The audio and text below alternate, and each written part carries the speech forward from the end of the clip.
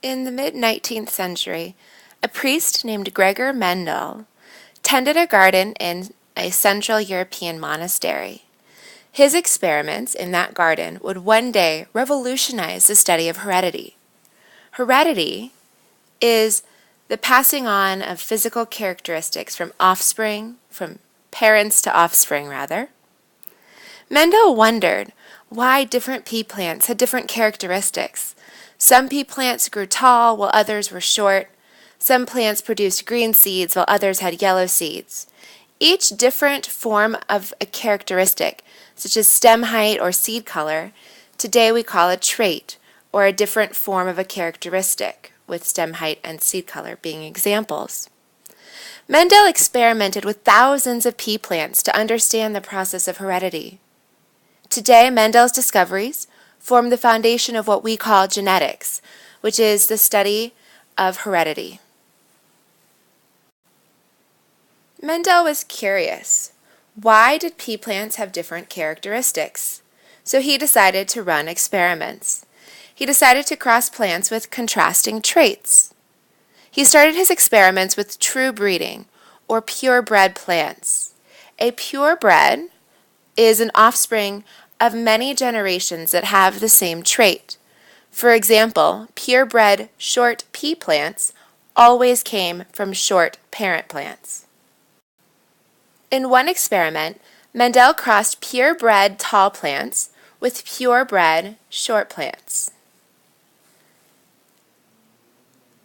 We call these today parent plants, the parental generation, or the pea generation. The offspring from this cross are the first filial, or generation, and those are referred to as F1. They are the offspring. The word filial comes from filia and filius, which are the Latin words for daughter and son. What we can see here is that all of the offspring in the F1 generation were tall, which he thought was curious. The shortness trait seemed to disappear. Next came the F2 offspring, which are the offspring of the F1 generation. When the plants in the F1 generation were fully grown, Mendel allowed them to self-pollinate. Surprisingly, the plants in the F2, or second filial generation, were a mixture of tall and short plants. The shortness trait had reappeared, even though none of the F1 parent plants were short. Mendel counted the tall and short plants. About 3/4 of the plants were tall, while 1/4 were short. Mendel reached several conclusions on the basis of his experimental research. He reasoned that individual factors or sets of genetic information had to control the inheritance of traits in peas. The factors that control each trait had to exist in pairs. The female parent contributed one factor, while the male parent contributed the other factor. Finally, one factor in a pair could mask or hide the other factor. The tallness factor, for example, must have been able to mask the shortness factor, which leads to the terminology scientists use today. Scientists use the word gene to describe the factors that control a trait. Alleles are different forms of a gene. The gene that controls stem height in peas, for example, has one allele for tall stems and one allele for short stems. Each pea plant inherits two alleles from its parents, one from the egg and one from the sperm. A pea plant may inherit two alleles for tall stems, two alleles for short stems, or one for each. An organism's traits are determined by the alleles it inherits from its parents. Some alleles are dominant, while other alleles are recessive. A dominant allele is one in which the trait will always show up in organisms when present, and we represent it with a capital letter. A recessive allele is hidden whenever the dominant allele is present, and we represent that with a lowercase letter.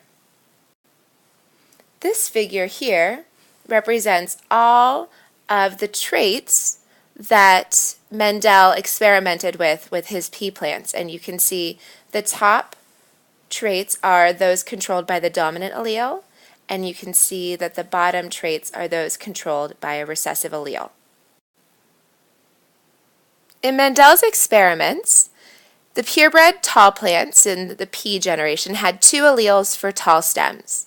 The purebred short plants had 2 alleles for short stems. But the F1 plants each inherited an allele for either tall or short stems from its parents. Therefore, each F1 plant had 1 allele for tall stems and 1 for short stems. A hybrid is an organism that has 2 different alleles for a trait. All of the F1 plants were tall because they all had 1 dominant allele, but they each also had a masked recessive allele for short stems, which is why the F2 generation had the possibility of inheriting 2 short alleles. One thing that scientists like to do is to calculate the chances of something occurring. And so it's important to revisit the idea of probability, which is a number that describes how likely it is that a certain event will occur.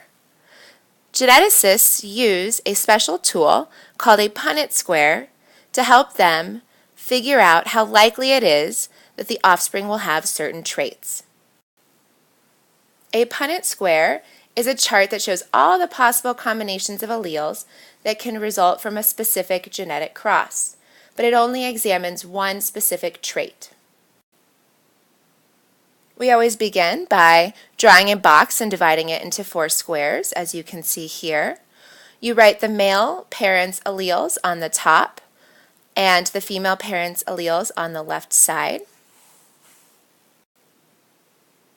Then you copy the female parent's alleles into the boxes to the right, in here, and then you copy the male parent's alleles into the boxes beneath them. The Punnett square shows all of the possible allele combinations for the offspring.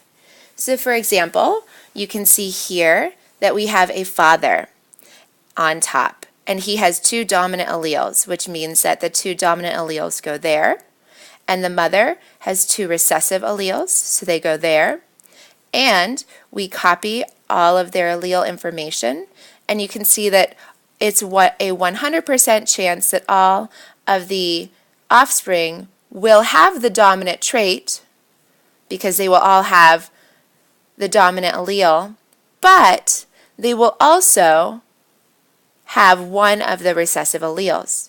You can see here the father is a combination of the dominant and recessive alleles, as is the mother. So here we have a different outcome.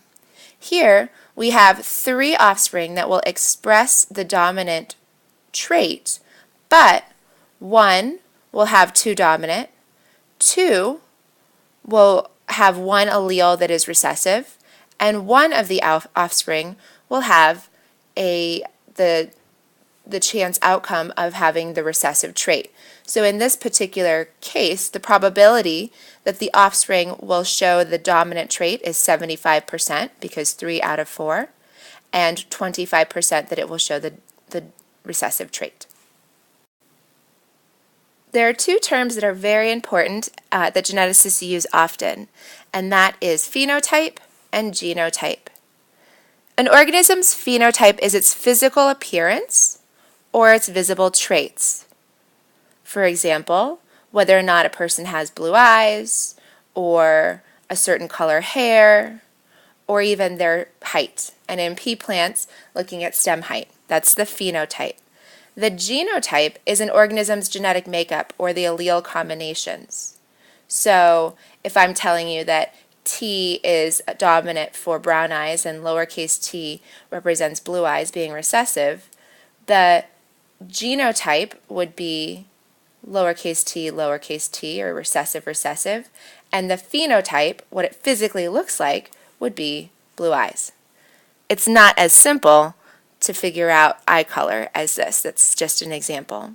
Looking up here at this example here, we can see that the genotype for each of these is 1 dominant and 1 recessive allele, but its phenotype is to express the dominant trait of fur color. One tool that we have when we're describing the genotype of an organism is to utilize the vocabulary homozygous or heterozygous. We refer to any gene that has two of the same alleles as homozygous, because homo meaning same, and we refer to any trait that has two different alleles for a trait as heterozygous. So in this case, we can say that this organism is homozygous dominant because it has two dominant alleles. We can say this is heterozygous because it has one dominant and one recessive, one dominant and one recessive. And we can say this is homozygous recessive because it has two identical alleles for that specific trait. A final topic that's important to explore is that of codominance. For all of the traits that Mendel studied, one allele was dominant while the other was recessive, but this is not always the case. For some alleles, an inheritance pattern is called codominance. In this, alleles are neither dominant nor recessive, and both alleles are expressed in the offspring. For example, you may have two chickens that are codominant, and their offspring will express both colors because neither is dominant nor recessive. Dominant alleles are written as capital letters. Rather, codominant alleles are written as capital letters with superscripts, meaning raised up. So for example, if we had a black rooster and a white hen, and these were codominant traits, we would express the father's genotype as FB. You can see this superscript here and the fact that they are both capital letters because they will be expressed, and the white hen being capital FW, and their offspring will be a combination of white and black feathers, and we represent it this way. In a case like codominance, we will list the father's genotype first.